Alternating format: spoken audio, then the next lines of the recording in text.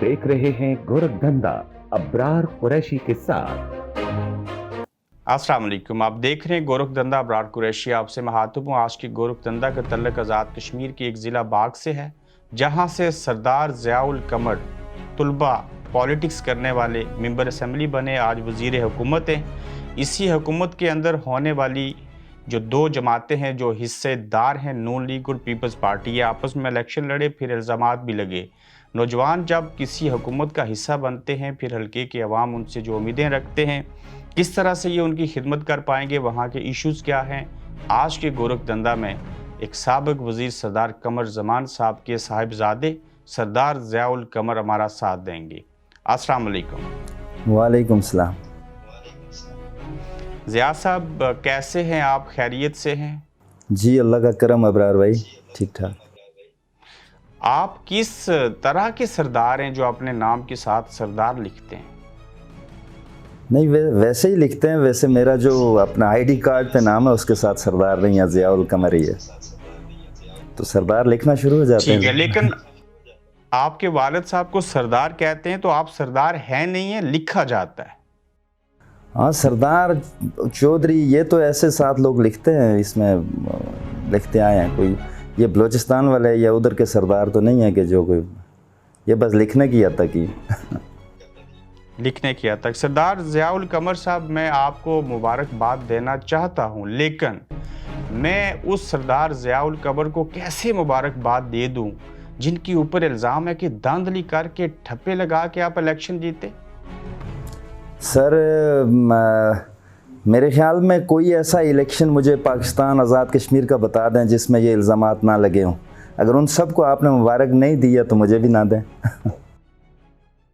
आप हमारी तरफ से यकीनन मुबारकबाद के मुस्तहिक हैं, और आप जैसे नौजवान जो इलेक्शन लड़े, जीते और हुकूमत का हिस्सा बने, हमें खुशी हुई। आपकी एक बड़ी लंबी स्ट्रगल है, मगर आप और आपके मुखालिफ साथी मुश्ताक मिनाज साहब बैठ के आप एक दूसरे के साथ गप्पें लगा रहे थे, खुश मजाज थे। उन्होंने आपको मुबारकबाद भी दे दी, और उसके बावजूद मुश्ताक मिनाज साहब ने ऐसे क्यों कहा कि आप धांधली ज़्यादा हैं और धांधली करके इलेक्शन जीते हैं? मेरे ख्याल में ये सवाल तो उनसे बनता है अबरार भाई, लेकिन मैं मुख्तसरन ये कहना चाहता हूँ कि अगर ये इलेक्शन सिर्फ मुश्ताक मिनाज साहब और ज़िया कमर के दरमियान होता तो फिर शायद मेरी लीड 15,000 होती। लेकिन चूँकि ये इलेक्शन ज़ाहिर है वफाकी हुकूमत भी थी, बहुत सारे और मामलात थे, मरीम नवाज़ साहिबा भी बाग गई हुई थी, राना सनाउल्लाह साहब भी बाग मौजूद रहे, तो इस वजह से ये यहाँ तक पहुँचे। वरना चूँकि वो हल्के में पिछले गुज़श्ता इलेक्शन के बाद आए नहीं, हल्के में जो 2021 का इलेक्शन था, और मैं मुसलसल हल्के के अंदर रहा। उससे हट के मैंने कैंपेन जो है, जब ये बाग आए थे उस वक्त तक मैं हल्के के 2 दफ़ा दौरा कंप्लीट कर चुका था एक पोलिंग स्टेशन का। तो इसलिए मैं ये समझता हूँ कि मेरी लीड तो 5-7 हज़ार, 8 हज़ार, 10 हज़ार कम हुई है। ये लीड मेरी कम हुई है ये आखिरी 4-5 दिनों में, जब मदाखलत हुई वफाकी हुकूमत की। सादा लफ्ज़ों में ये कह रहे हैं कि मुश्ताक मिनाज साहब ना हल्के में आते हैं, ना अवाम से मिलते हैं, और ना ही उनके पास ये हक है कि वो अवाम के नुमाइंदे बन सकें। जी, पहली बात तो ये है कि वो 2016 में ही आए थे पॉलिटिक्स में, और तब भी वो अचानक ही आए थे, तो उसके बाद भी वो इलेक्शन लड़ते हैं। इलेक्शन के बाद वो इस्लामाबाद ही रहते हैं, चूँकि वो फैमिली के साथ यहाँ रहते हैं, और वो तो ईद भी यहाँ पे करते हैं। और मैं इस दफ़ा उन्होंने ईद बाग की है, चूँकि इलेक्शन कैंपेन के दौरान मेरी तकरीरें ऐसी थीं कि उसके बाद वो मजबूर हुए कि इस दफ़ा उन्होंने ईद बाग की।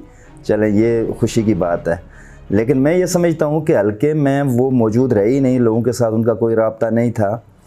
तो इसलिए चूँकि हमारे हल्के में सारे लोग तो अब व्हाट्सएप पे हैं नहीं कि सबसे व्हाट्सएप पे रब्ता हो सके, और बहुत कम लोग होते हैं जो व्हाट्सएप पे या आपको मिल सकें या उनसे रब्ता हो सके।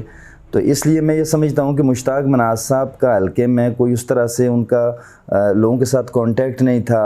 फिर वो कैंपेन उन्होंने बहुत लेट शुरू की। फिर उसके साथ साथ ये कि 2021 के बाद वो मुसलसल हल्के से गायब रहे, वो इस्लामाबाद ही रहे। जी, ये तो आपके लिए बड़ी खुशी वाली बात है ना कि आपके लिए आसानी पैदा हुई। वो हल्के से बाहर थे, आप हल्के के अंदर रहे और बआसानी जीत गई। نہیں، میرا خیال ہے کہ یہ خوشی کی بات نہیں ہے. جو بھی لوگ نمائندے ہیں، چلیں یہ الگ بات ہے، آسانی ہونا مشکل ہونا یہ بھی ہوتا ہے، لیکن جو بھی لوگوں سے ووٹ لیتے ہیں یقیناً ان کو لوگوں کے ساتھ رابطے میں رہنا چاہیے، حلقے میں رہنا چاہیے.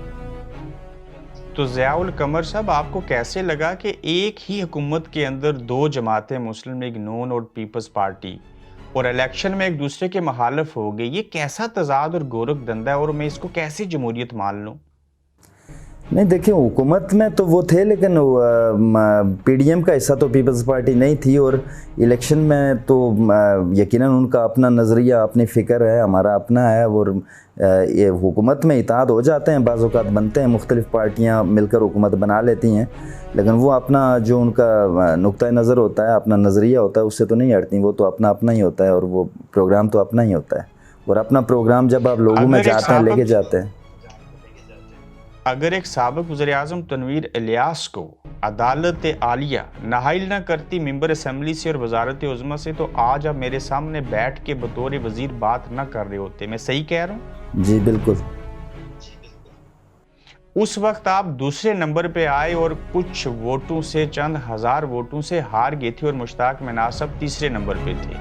تو یہ اپنی جیت جو ہے، آج آپ کامیاب ہوئے، اس کا مطلب کہ تنویر الیاس صاحب آج بھی ہوتے تو آپ شاید نہ جیت سکتے. دیکھیں، میں تو یہ کہتا ہوں کہ وہ الیکشن بھی میں جیتا ہوا تھا. لاسٹ ٹائم ترابی صاحب جب ان کے حق میں وڈرا ہوئے، تنویر الیاس صاحب کے حق میں، اس کے بعد الیکشن تھوڑا تبدیل ہوا، اور بھی بہت ساری چیزیں تھیں. ظاہر ہے وفاق میں حکومت تھی اس وقت، پی ٹی آئی کی، تنویر الیاس صاحب وزارت عظمیٰ کے امیدوار تھے، تو اس دفعہ یہ سارے سچویشن ان کے لیے نہیں تھی ایسی. تو بہرحال چونکہ اندازے کی بات ہے، اندازے میں کچھ بھی کہا جا سکتا ہے. تنویر الیاس صاحب داندلی کے ذریعے جیتے تھے؟ داندلی تو میں، چونکہ یہ ایک فیشن بن گیا ہے کہ جو بھی الیکشن ہارتا ہے کہتا ہے داندلی ہو گئی، لیکن میں یہ سمجھتا ہوں کہ ان کو بہت سارے ایڈوانٹیجز تھے. جس طرح میں نے کہا، وفاق میں پی ٹی آئی کی حکومت تھی، اور سامنے نظر آ رہا تھا کہ آزاد کشمیر میں بھی پی ٹی آئی کی حکومت بنے گی، اور پھر وہ وزارت عظمیٰ کے امیدوار تھے، تو بہت سارے ایڈوانٹیج تھے. ٹھیک ہے سردار صاحب، یہ کیسا تضاد ہے کہ پہلے شرقی باغ سے الیکشن لڑے 2 اور ہار گئے، اب وسطی باغ سے 2 الیکشن لڑے اور 1 جیت گئے؟ یہ آپ حلقے کیوں تبدیل کرتے ہیں؟ دیکھیں، پہلی بات تو یہ ہے کہ میں ابھی بھی تیار ہوں، اگر میری پارٹی اس کے بعد مجھے کسی تیسرے حلقے سے ٹکٹ دے گی، میں وہاں سے بھی لڑوں گا. اس لیے کہ پہلی بات تو یہ ہے کہ ہم پارٹی کا امیدوار بنتا ہوں، اور پھر یہ کہ میرا سیاست میں ہمیشہ سے اول روز سے، جب میں اسٹوڈنٹ پالیٹکس کرتا تھا تب سے لے کر، میں یہ سمجھتا ہوں کہ تبھی یہ جو برادریوں، قبیلوں، فرقوں کی سیاست ہے وہ تب دم توڑ سکتی ہے کہ جب ان بنیادوں پر الیکشن نہ ہو. اور دوسری گزارش میں یہ کرنا چاہوں گا کہ شرقی باغ سے بھی میں نے پہلا الیکشن میں اسٹوڈنٹ لیڈر تھا، اور مجھے 18 دن رہتے ہوئے پارٹی نے ٹکٹ دیا تھا 2011 میں، اور میں 200-250 ووٹ سے الیکشن آ رہا تھا. اور میں یہ سمجھتا ہوں کہ وہ ہار نہیں تھی، بلکہ میں یقیناً یہ سمجھتا ہوں کہ چونکہ لیٹ میری کیمپین شروع ہوئی تھی، 18 دن پہلے تک مجھے کوئی علم نہیں تھا کہ میں نے الیکشن لڑنا ہے، تو 18 دن پہلے ٹکٹ ملا، اور 18 دن میں نے 18,260 ووٹ حاصل کیے تھے شرقی باغ سے. ٹھیک، یہ بتائیے کہ آپ طلباء جو پالیٹکس کرتے رہے، چیئرمین رہے پیپلز اسٹوڈنٹ فیڈریشن کے، اس کی وجہ سے آج یہاں تک پہنچے ہیں، یا والد صاحب کے سیاستدان ہونے کی وجہ سے آج وزیر حکومت ہیں؟ دیکھیں، یقیناً میں یہ سمجھتا ہوں کہ سیاست میں سیاسی کارکن جدوجہد کرتا ہے. میں اسٹوڈنٹ پالیٹکس میں مسلسل میری جدوجہد رہی ہے کالج ٹائم سے لے کر، اور پھر یقیناً یہ ایڈوانٹیج بھی تھا. میرے والد کی بھی بڑی خدمات ہیں باغ میں. جتنا کام میرے والد نے یا پیپلز پارٹی نے کیا ہے، میں یہ سمجھتا ہوں کہ 70 سال کا باقی سب کا جمع کرے اگر تو پھر بھی اس سے کم بنتا ہے. تو یقیناً وہ بھی میرے لیے ایڈوانٹیج تھا. ضیاء قمر صاحب، جب آپ طلباء پالیٹکس کر رہے تھے، 1997 سے آپ نے پالیٹکس کا آغاز کیا اور 2011 میں پہلا الیکشن لڑا. آج وزیر حکومت بنے ہیں، لیکن کون سا محکمہ ہے آپ کے پاس، کون سی وزارت ہے؟ جی ابھی محکمے الاٹ نہیں ہوئے، پورٹ فولیوز ابھی کسی بھی وزیر کو نہیں ملے. کس طرح کی وزارت لینا چاہیں گے؟ دیکھیں، میں یہ سمجھتا ہوں کہ وزارت کوئی بھی ہو، اگر آپ کام کرنا چاہیں تو ہر وزارت کے اندر یہ سکوپ موجود ہے کہ آپ لوگوں کی خدمت کر سکیں، کام کر سکیں. آپ لوگ میرے آزاد خطہ کے قومی خزانے کے اوپر اتنا بڑا بوجھ ہیں کہ 30 وزیر بنا دیے، وزیر حکومت، اور یہ دنیا کے اندر کہیں بھی نہیں ہے سوائے آزاد کشمیر کی. تو آپ لوگ رحم نہیں کھاتے آزاد کشمیر کی رایا کے اوپر؟ جی میں یہ سمجھتا ہوں کہ اگر یہ وزراء سارے کام کریں اور پرفارم کریں تو شاید یہ بوجھ نہیں ہوگا بلکہ لوگوں کے لیے آسانیاں پیدا ہوں گی. آپ نے کہا مشتاق مناس حلقے میں نہیں ہوتے تھے اور میں حلقے میں رہا، لیکن جب والد صاحب وزیر صحت تھے تو کالے شیشوں والی گاڑی میں گھومتے تھے، عوام سامنے آ جائیں تو ان سے ہاتھ نہیں ملاتے تھے، جس وجہ سے 3 الیکشن ہارے، آج جا کے جیتے. یہ درست ہے؟ میرا نہیں خیال، چونکہ الیکشن ہار جیت کا اس میں اور اس کے پس منظر میں بہت ساری چیزیں ہیں، یہ لمبی بات ہو جائے گی، آپ کے پاس بھی وقت کم ہے، پھر کبھی انشاءاللہ. لیکن میں یہ سمجھتا ہوں کہ میرے والد کو جس لیے لوگوں نے منتخب کیا تھا، میں نے پہلے بھی گزارش کی تھی کہ آپ خود باغ تشریف لائیں، ہم آپ کو ایک ایک چیز دکھائیں گے کہ میرے والد نے کیا حق ادا کیا نمائندگی کا یا نہیں. یہ فیصلہ پھر آپ پہ چھوڑ دیں گے. آپ کا ذاتی کاروبار اور ذریعہ معاش کیا ہے؟ راجہ عمر خان جو ہے، جی ہمارا کوئی چھوٹا موٹا یہ ٹورزم کا بھی ہے، یہ گیسٹ ہاؤسز وغیرہ ہیں، اور باقی چھوٹا موٹا کوئی پراپرٹی کا بھی کام کاج کبھی کبھی کر لیتے تھے اپوزیشن میں. آپ کے والد صاحب نے کہا بیٹا ضیاء القمر اگر نماز پڑھنی چھوڑ دی تو میرے اور آپ کے راستے جدا ہو جائیں گے. ایسی نصیحت اور وصیت کرتے ہیں آپ؟ گلاب سنگھ تھے. جی میرے خیال میں ہر والد کی یہ خواہش ہوتی ہے کہ اس کا بیٹا نیک ہو، اچھے اعمال ہوں، اور نماز تو میرے خیال میں فرض ہے، پڑھنی ہی چاہیے. اگر آپ کے والد کا ہی اتنا اچھا ذکر ہوا ہے تو میں ان کے بارے میں بھی چند سوالات آپ سے پوچھ سکتا ہوں؟ جی ضرور پوچھیے. ضیاء القمر صاحب پڑھے لکھے نوجوان ہیں، نوجوانوں کو لیڈ کرتے ہیں، اس کا پھل یہ ملا کہ آج وزیر حکومت ہیں آپ. لیکن یہ قوم کے نمائندے آپ کے والد یا آپ خود پولیس کا احترام اور ادب نہیں کریں گے تو عام رایا کیسے کرے گی؟ درست ہے. اس میں اگر آپ کا سوال کا تعلق وہ ایک جو جلسے کے دوران ایک بات تھی تو اس میں وضاحت آپ کو کر دیتا ہوں. شاید میرے والد صاحب نے بھی وضاحت کی تھی، وہ آپ نے شاید سنی نہیں ہوگی. وہ جس کو یہ کہہ رہے تھے وہ 90 میں ان کے ساتھ اور 96 میں گن مین تھے گورنمنٹ کی طرف سے جب وزیر تھے والد صاحب. تو وہ اس وقت حوالدار تھے، تو اس وقت بھی میرے والد صاحب ان کو تھانے دار کہتے تھے، تو اس لیے وہ اوپر سے اس کو مخاطب کر رہے تھے، اس کا اس طرح سے مخاطب کیا تھا. باقی پولیس کا احترام تو یقیناً پولیس کا ہی نہیں، ہر انسٹیٹیوشن کا اور ہر انڈیویجول کا احترام ہم کرتے ہیں اور کرنا بھی چاہیے. تھوڑی دیر کے لیے فرض کریں نہ میں صحافی ٹھہرا نہ آپ سیاستدان ہیں، ہم عام سے انسان ہیں، ویسے بھی عام ہیں. میں اگر آپ سے کہوں اوے ضیاء ادھر آ جا، میں نے تو آڈا انٹرویو کرنا ہے، تو آپ کو کیسا لگے گا بڑے مجمع میں؟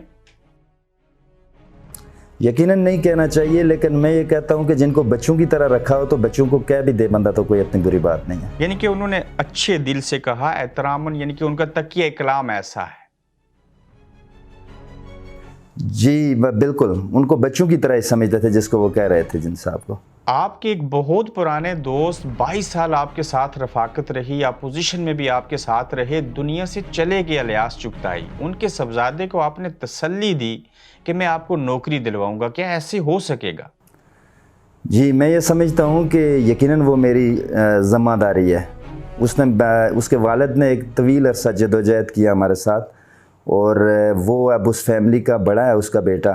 تو میں یہ سمجھتا ہوں کہ میری ذمہ داری ہے کہ جو جس میرٹ پہ وہ آتا ہو اس پہ اس کو ملنی چاہیے نوکری.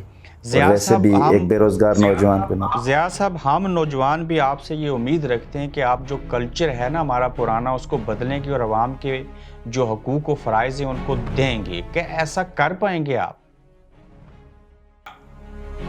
دیکھیں میں انشاءاللہ اس کے لیے کردار ادا کروں گا پوری طرح سے. میں نہیں سمجھتا کہ کولیشن گورنمنٹ میں اور اس طرح کی گورنمنٹ میں کوئی بہت بڑے خواب دیکھوں یا پھر لوگوں کو دکھاؤں، لیکن میں یہ ضرور کہتا ہوں کہ انشاءاللہ العزیز جو بھی عوام کے بنیادی ایشوز ہیں ان کی آواز بنوں گا اور ان کے لیے جدوجہد کروں گا. اور مجھے یقین ہے انشاءاللہ کہ اگر آپ خلوص سے جدوجہد کریں تو راستے اللہ پاک ضرور بناتے ہیں آپ کے لیے.